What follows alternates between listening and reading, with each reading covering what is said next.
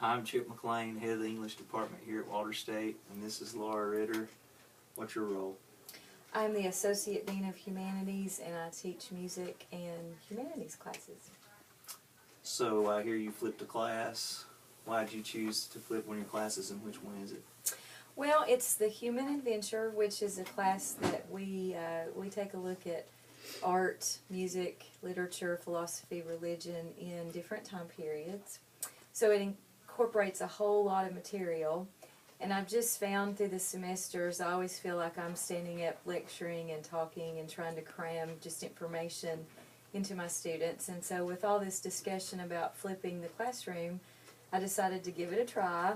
And I would say moderately flipped. I don't know that I've gone the whole way yet, but I'm just trying to get the students to do work ahead of time, get the material on their own, and then in class we can actually dig into some of the more interesting concepts. If a particular student has an interest in one element, we can go in that direction, and I'm not constantly feeling like it's my job to give them all the information. And they seem to take a lot more interest when they are having to do some of the work, and it's working out pretty well. I know you've done the same thing. Which class have you flipped? I flipped American Lit 1, and the reason why I chose that class was because I decided it would be the easiest one. I have taught American Lit 1 online in the summers, so basically what I've done is taken my online class, put it in the student's hand to go through all the materials that the online students do in that summer class, outside of class, including discussion boards, so that they've read the material, they've already got some discussion ideas in their minds when they come to class, and then I've assigned some sort of activity to get them to share all that material with their peers.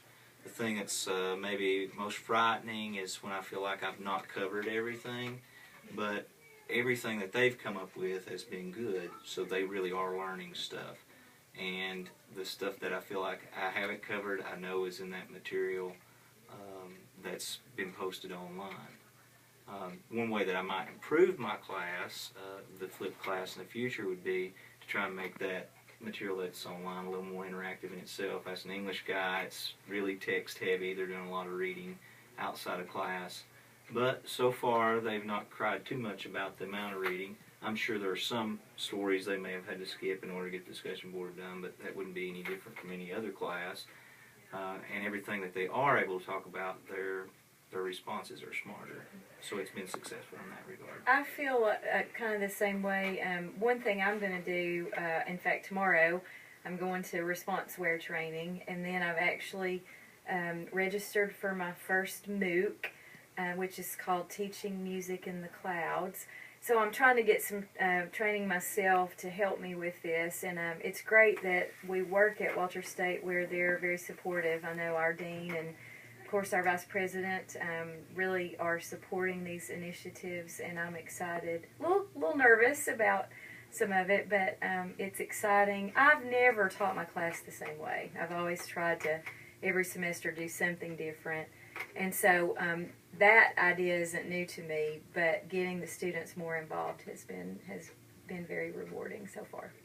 My coolest activity that I've done in follow-up to when they come in and try to own the class and they're in charge of the class has been with the Puritans of the of this early American Lit 1 course. So I sent them out as missionaries 2 by 2. To teach everybody, and they try to get all this stuff. So just clever ideas have come up like that. What's been the coolest activity that you've done? Well, I think the so far is I put them in groups, and I asked them to come up. We were talking about Egypt, and asked them to come up with every fact they could think about that they knew about Egypt before we started the discussion.